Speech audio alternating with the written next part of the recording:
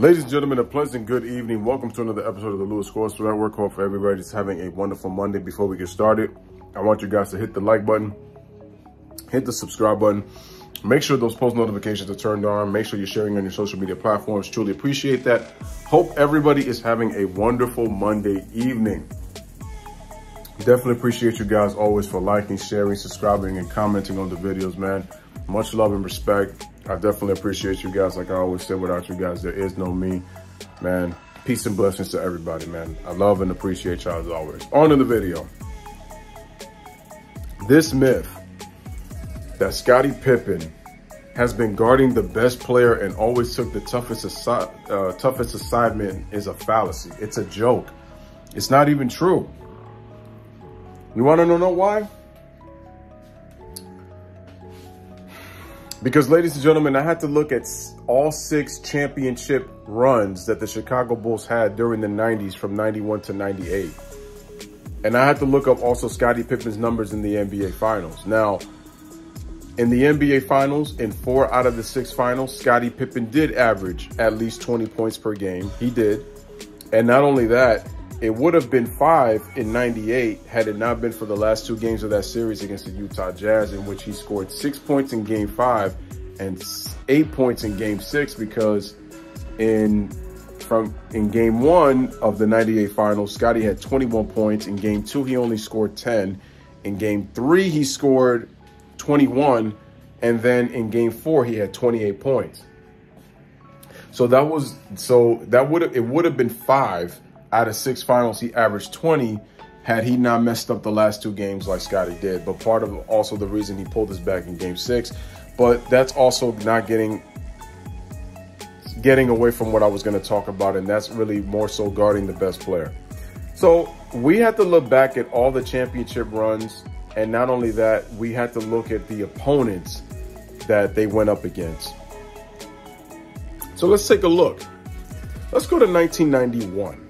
In terms of the NBA Finals, the best player on the team was Magic Johnson. Second best player was James Worthy. Worthy was power forward, who could play small forward, but he was playing the power forward position. And Scottie Pippen, that was his primary assignment. That was his primary assignment. And he was getting cooked by an injured James Worthy, who got injured in the previous round against the Blazers. You know, the team that had the best record in the NBA that season, but lost in 6 to LA. They switched Jordan from Magic to Pippen because Jordan was in foul trouble. But they say Magic was cooking Jordan and all that kind of stuff.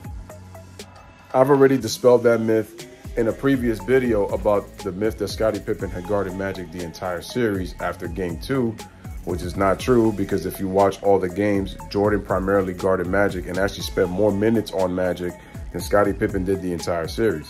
While Magic was the best player and Michael Jordan was the primary defender on Magic Johnson, and Magic played point. Scottie Pippen was guarding the second best player in James Worthy. That was his primary assignment, not Magic. He guarded Magic a couple of occasions and did a decent job, a solid job.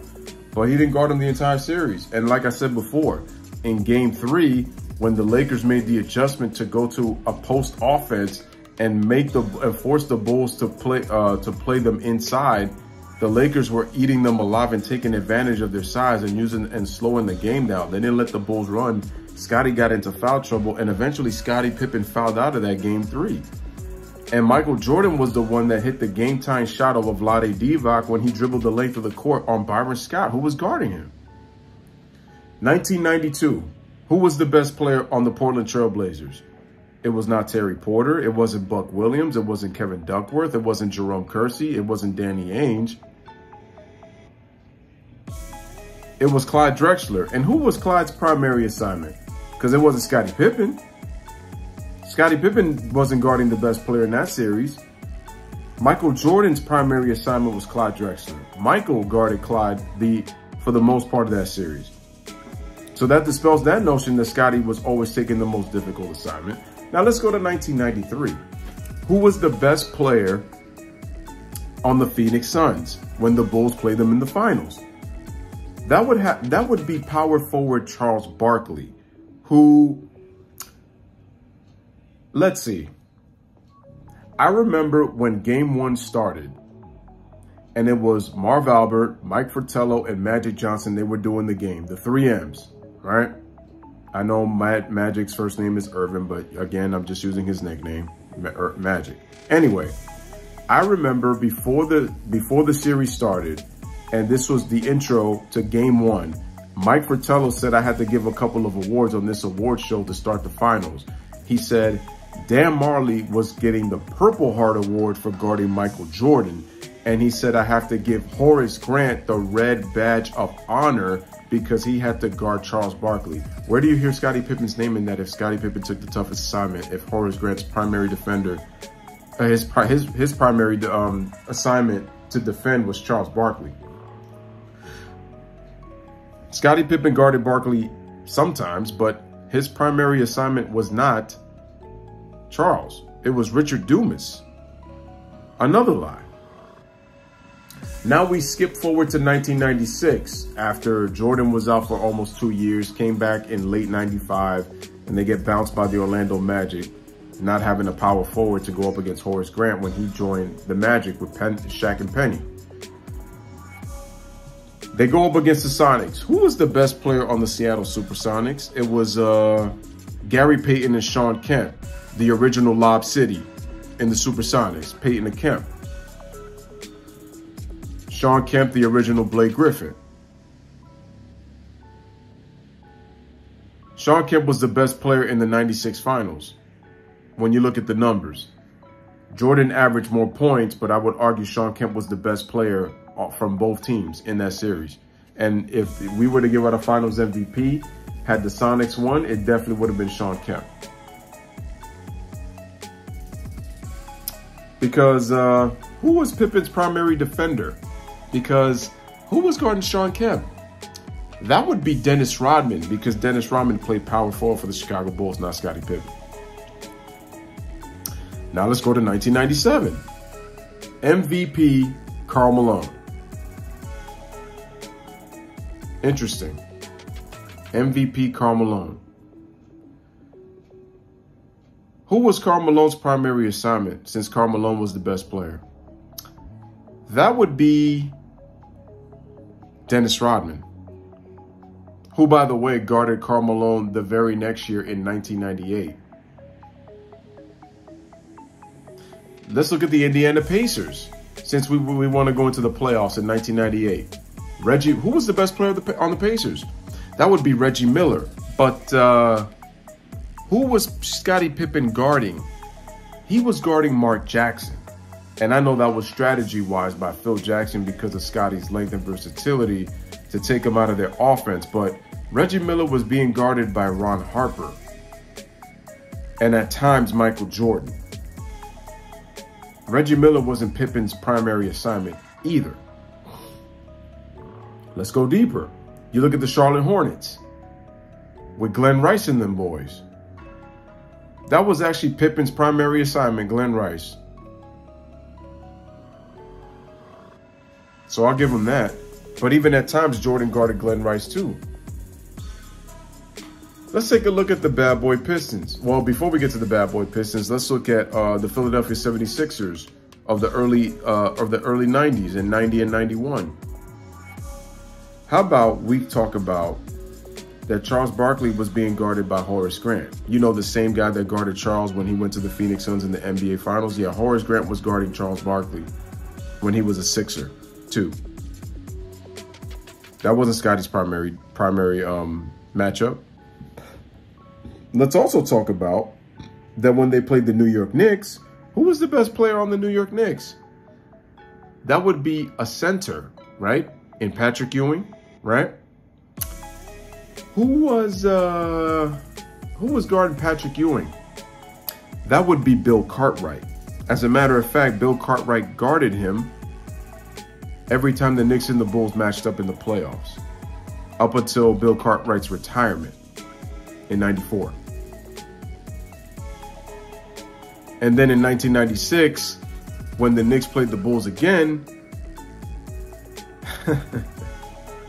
Patrick Ewing was being guarded by Luke Longley and Bill Wennington.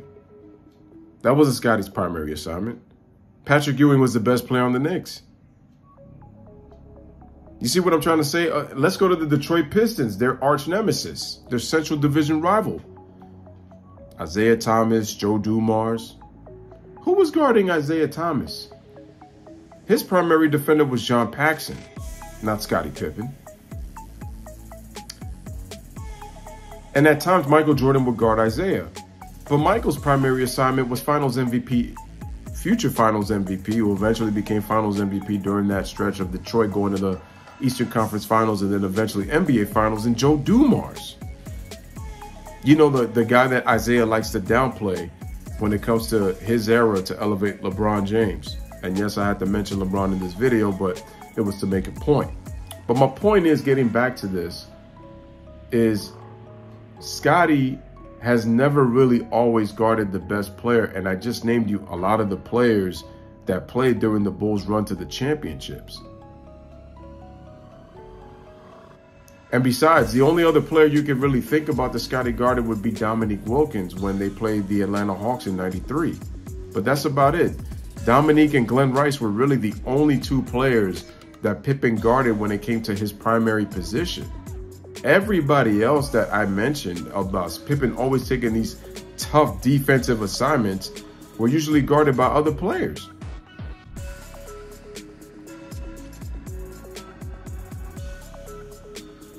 So no, Scottie was not always taking the hardest matchup, as you guys like to say.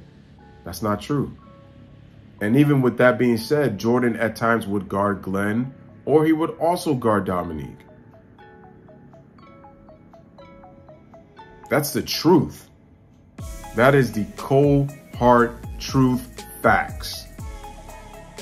Scottie Pippen was good. And another thing to mention also about Scottie was, I watched all of his NBA Finals games. The highest that Pippen ever scored in an NBA Finals was 32 points. That was against the Lakers in Game 5 of the '91 Finals.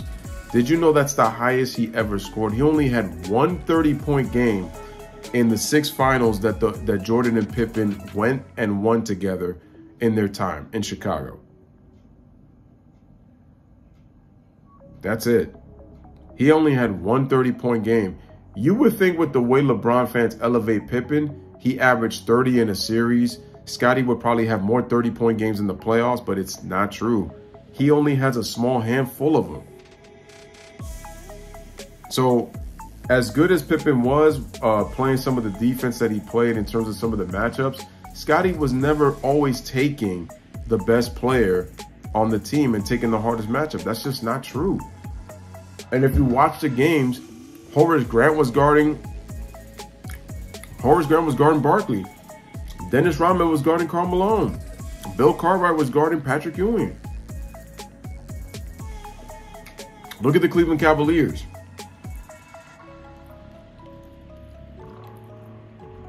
Brad Daugherty, Mark Price, Larry Nance. You know, Craig Elo. As a matter of fact, in the '89 playoffs, what people forget is Michael Jordan was guarding Ron Harper while Ron Harper was guarding Michael Jordan. But they don't talk about that stuff, do they? No, because it doesn't fit their narrative. And like I said also, Jordan mostly guarded Magic and Clyde Drexler, and both of those are tough matchups. So if you really think about it, Jordan and Pippen really cancel each other out and they even out, because Pippen's toughest assignments were really Dominique Wilkins and Glenn Rice. Jordan had Magic and Clyde.